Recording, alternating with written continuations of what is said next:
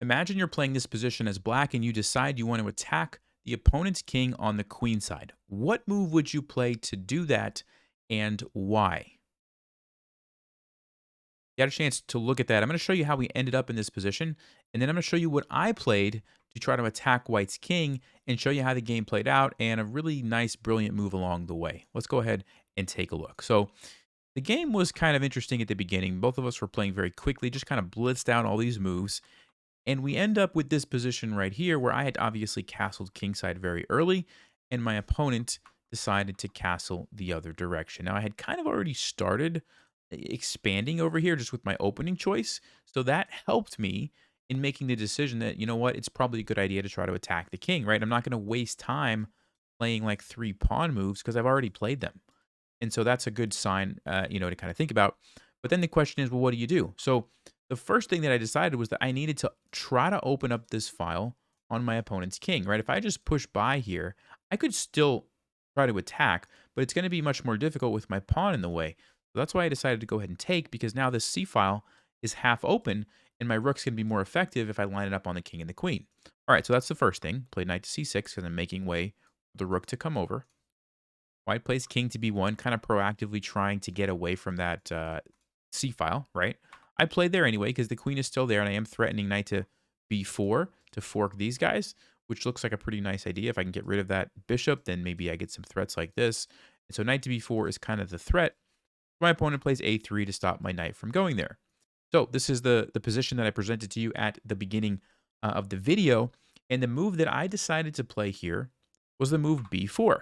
If you think about it, it makes a lot of sense. First of all, we already talked about the rook being lined up on the queen here, right? So if white were to try to capture this way at any point, I'm going to be happy because now I have a discovered attack with my knight. Most likely, I'm just going to take on b4. It's a fork. It's also a double attack here on the queen. Queen has to move. I'm going to trade this and continue on attacking the king. Notice how it's much more exposed now after we've made those trades, and the files are open for my rooks and queen and the bishop as well to attack. Okay, so that's kind of the first problem for white. They can't really use this pawn. And if they take this way, well, I don't really care. Again, my knight's going to jump in to b4. So that's why it made a lot of sense to me to play the move b4. So white plays queen b3, trying to just leave that alone. And if you would like to pause, what do you think I played next? If you had a chance to do that, I decided to go ahead and just trade. And the point here is very similar to what I did before. I want to open up these files so that my rook can attack the king. This is a very common idea when you're trying to attack your opponent's king. If the rooks can't play a role, it's going to be much more difficult to get checkmate. Okay, now some of you might have noticed that my bishop is actually sitting over here undefended. That was intentional. Now, initially, what I was thinking was if they take me, I'm going to take the knight. It's just a trade, and I opened up the file for the rook. It makes a lot of sense, right? But as soon as they played here, I started thinking of a different move. So let me ask you guys, what move would you play in this position? Well, if you had a chance to look at that, the best move according to Stockfish, and this is the move that I played in the game, was rook to b8. And essentially what I noticed was that I could gain a tempo on the queen and also come down and invade with my rook. And at the same time, it looks like white's only option here is to take my pawn, which, if you remember what I've been saying this whole video, opening up the files is great. It's when I'm trying to attack. So I'm actually glad that that pawn goes away because maybe in the future I can use my other rook and line up over here, right? So all those things made me think, okay, this is probably the best move to play. And I still had the option here. If I wanted to, I could kind of bail out and take the knight. But then I'm like, I don't know how easy it's going to be to attack at that point. And so I decided to just continue on with the attack. Rook takes b2. Now, it's a little bit of a committal move, right? Because now if I decide, you know what, I'm just going to take the knight, well, I can't do that because I'm losing my rook over here. Okay, so I had to commit to the attack when I played this. And so if you would like to pause, what do you think I played next? All right, we've had a chance to look at that. This was the amazing, brilliant move. I played the move bishop takes a3. And yes, that's sacrificing the bishop for free. But notice that we finally removed all of the pawns on the a file. Earlier, white's queen captured that one. Now my bishop takes here. And notice the king is actually stuck in the corner. My rook is boxing it in, defended by the pawn. This is a very dangerous position for white's king to be in. Okay. And of course, if they don't take my bishop, well, I'm still happy because I took the pawn anyway, and you can't really fix that if you're white. So they decided to go ahead and take it. And if you would like to pause, I actually missed the best moves in this position, but go ahead and try to see if you can find them, and I'll show you what I played. All right, well, if you had a chance to look at that, the best move in this position is actually the move queen to a5. And this is really interesting because it's like, wait, why do we want to trade queens when we're trying to attack the king, right? Well, look what happens if white takes this. We recapture with the knight, and this is actually checkmate if this knight is not sitting here. Okay, so that's one thing that white has to watch out for. But the other part about this, let's just say white tries to, I don't know, come over here and trade rooks. We go there anyway, giving it up because look at the follow-up.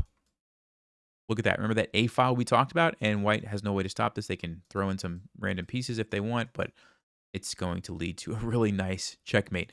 So going back to queen A5, what Stockfish was saying here is that, look, if we get the queen here, trade these off, this is an unstoppable threat, essentially, is what it comes down to.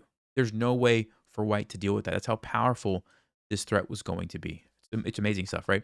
The other move here, which maybe you said, was queen to a8. This is also a fantastic move, and it's the same idea. You're trying to just trade queens. Of course, if white takes you, this is just game over immediately. So there's really nothing that white can do here. I guess bishop a6.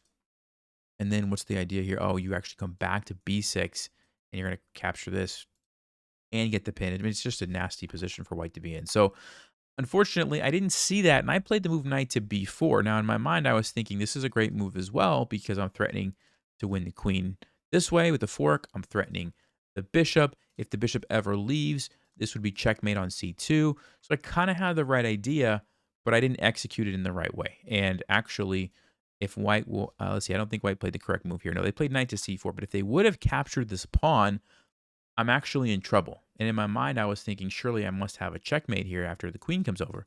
But the reality is, takes, I come down, king goes here, and I actually don't have a good follow-up. And Stockfish says it's actually kind of just an equal position, and white can survive. I guess takes. Let's see, how do they survive after rook c8? Knight blocks. Let's see, d5. No, I just take. How do they survive here? They have to sack the queen. Wow. And Stockfish says that white has enough pieces, which if you look at it, they do have a lot of pieces for my queen, and they can survive. Wow, very interesting. Okay. Of course, I didn't see all of that, but my opponent didn't take the pawn and played instead knight to c4. So if you would like to pause, what's the winning move here for black? All right, well, if you had a chance to look at that, the move is queen to a8, and this time I did see it, and I did see the idea this time around. But basically, I'm wanting to trade off the queens because once that queen is gone, there's nothing stopping my rook from just checkmating the king. And of course, if the knight tries to take my rook, well, that allows me to capture the queen. Uh-oh, my mouse just died. Oh, there it is. It allows me to capture the queen with check and then checkmate next move. Okay, so they couldn't take my rook. Like I mentioned, if they take here, this is going to just lead to a checkmate. And there's really not any other good moves for white. I think they tried here. And if you would like to pause, how did I kind of finish off the game here?